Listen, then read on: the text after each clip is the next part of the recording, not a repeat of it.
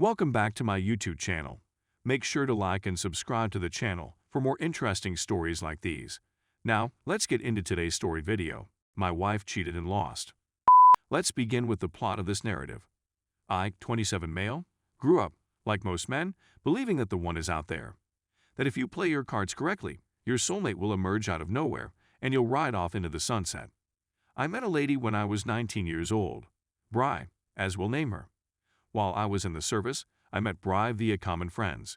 Bri was adorable, eccentric, and seemed to be an all-around nice girl. Sam, her buddy, felt it would be a fantastic idea to bring us together as a pair. I'm not sure what her motivations were, but I liked her and she liked me. Bri was visiting Sam for a few days, and I had just returned from leave in my home state, so the encounter was unavoidable. We all ate lunch together, myself, Bri, Sam, and Sam's husband, whom we'll call Jim. This event was nothing out of the ordinary, but once Bri returned home, she messaged me on Facebook, and we hit it off. After about 3 weeks of communicating with Bri, she asked me an unusual question. What would you do if I were pregnant? Before I get to my solution, let's perform some arithmetic. She was in her partying years and slept a lot. I discovered this much later in the relationship. She had a boyfriend a month before we met. I was adopted, so adopting a child felt like a no-brainer. My response was what seemed to be the correct thing. I'll adore that kid like it's my own. As it turned out, she was experiencing a number of pregnancy symptoms. She took the test a week later and got a positive result. I stuck to my promise. I'll look after this youngster. There was a 3-month gap between this discovery and her decision to travel out to see me. During this time, she was highly erratic, seeking to persuade who she believed was the father to commit and help her care for the child. He didn't move 1 inch. Instead, she selected me. Yes, I see why remaining with her was a horrible decision now. I was naive in love and certain that she was the one, and that she'd change her mind eventually. I married her so that the army would pay for her birth, and the rest, as they say, is history. But we all know it wasn't the case. The second year. 2 years in, I noticed something odd. Some man, let's call him Ron, was loving every post she made and commenting on every picture of her kid. This looked strange. I had left the military and was working in security at this time in our marriage. My lizard brain linked the links one night while working, and the gut sensation followed. Now, I'm not one to act based just on suspicion. I want evidence. I get off work at 4 a.m. since I was working at a nightclub that night. She'll be sound sleeping. Every night before bed, she leaves her laptop on the living room sofa downstairs. The strategy is coming together. When I arrive home and sit down on the sofa, I see that the laptop is still there. I open it and try 2 password guesses. It's our daughter's birth year. I visit her Facebook page. I browse through the messages. There you have it. 6 months of talking with a man called Ron. Some of the dialogue is flirtatious. Head back downstairs. She usually gets up at 7 a.m., but she didn't get out of bed until 9 a.m. They were probably expecting I'd fall asleep on the sofa. She starts by claiming that it was merely pleasant conversation and not technically cheating. I called and informed her that if she did this again, I was leaving. I was about to say if, but I knew better. When would be the correct answer? This is when I put my strategy into action. I dropped out of college to pursue a career in my industry, and I made certain that everything opened under credit was in her name. I started by saying that my hometown had a superior economy and that we'd be better off there. It took 2 years of persuasion, but it was successful. Nothing was in my name, and we were planning a trip to my hometown in 6 months. We arrived in May, and I sent her home to visit the following month. I knew what she was going to do and who she was going to do it with. The day before we went, we met a man via Sam, and I realized right away that she was interested in him. She began behaving strangely again 3 weeks after returning from her visit. Other people taking precedence over me, putting things off, and growing aloof. Now that I'd spent 2 years arranging the dominoes, I simply let her knock them down. I made certain that I was unemployed, had nothing to my name, and was at home, where I could rely on relatives. I coerced her into saying she had cheated, and the dominoes began to fall. I stopped any cash from being transferred to the account and depleted it in order to petition for divorce.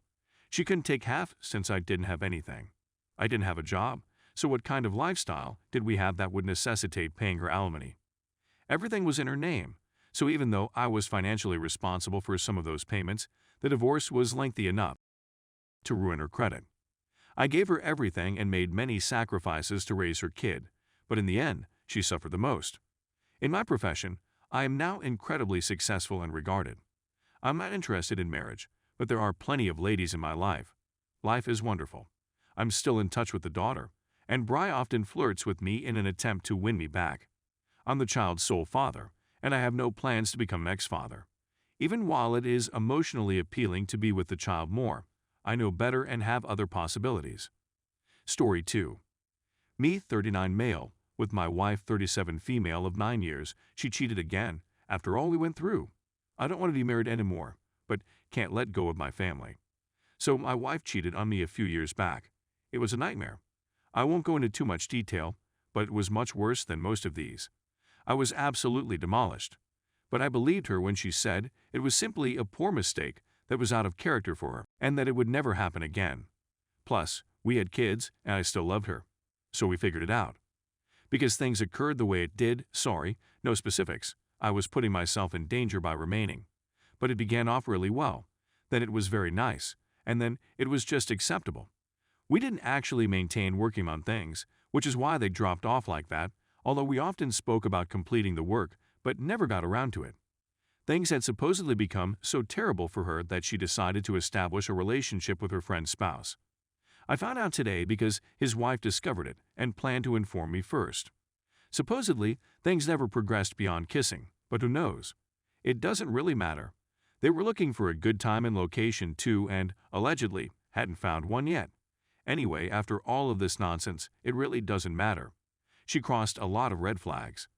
I get the impression that I don't know her at all. The person I thought I loved would never do anything like this, so I'm still reeling from it. My inclination last time was to struggle to keep her.